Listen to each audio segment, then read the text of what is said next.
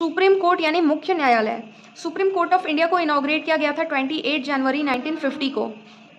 India में supreme court की jurisdiction को सबसे ऊपर और आखिरी माना जाता है।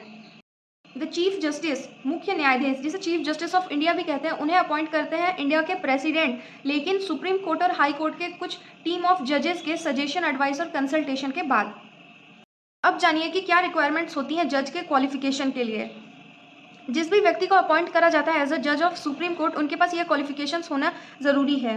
पहला तो है सिटीजन ऑफ इंडिया, यानी भारत का नागरिक होना ज़रूरी है। उस व्यक्ति के पास 5 साल की एक्सपीरियंस होनी चाहिए एज अ जज ऑफ हाई कोर्ट, या फिर उस व्यक्ति के पास 10 साल की एक्सपीरियंस होनी चाहिए as a advocate of high court. और उन्हें प्रेसिडेंट की ओपिनियन में एक डिस्टिंग्विश्ड जूरिस्ट होना ज़रूरी है, यानी प्रतिष्ठित या पारंगत न्यायविद। अब इन सब बातों से ये तो क्लियर है कि कॉन्स्टिट्यूशन ने कोई मिनिमम या मैक्सिमम एज प्रेस्क्राइब नहीं की है सुप्रीम कोर्ट के जज को अपॉइंट करने के लिए। ओथ ऑफ जज ऑफ अ सुप्रीम कोर्ट, यानी जिस भी व्यक्ति को अपॉइंट करा जाता है एज अ जज ऑफ सुप्रीम कोर्ट, ऑफिस में एंटर करने से पहले उन्हें शपथ दिलाई जाती है। तो आइए जानते हैं। पहला है to bear true faith and allegiance to the constitution, यानी अपने संविधान के प्रति सच्चे विश्वास और निष्ठा को धारण करे रखना। To uphold the sovereignty and integrity of India, यानी भारत की संप्रभुता और अखंडता को बनाए रखना। To duly perform the judgement duties of the office without fear और फेवर, अफेक्शन और इल एंड विल, यानी न्याय की विधिवत पालन करना विदाउट फियर और favour. To uphold the constitution and the law, संविधान को कायम रखना और भारत के कानून को कायम रखना।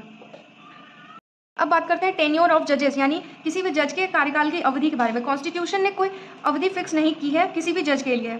जो चीफ जस्टिस ऑफ इंडिया होते हैं वो अपने ऑफिस को होल्ड कर सकते हैं 65 ईयर्स की एज तक। वो अपने ऑफिस से रिज़ाइन कर सकते हैं प्रेसिडेंट को एक लेटर लिखकर।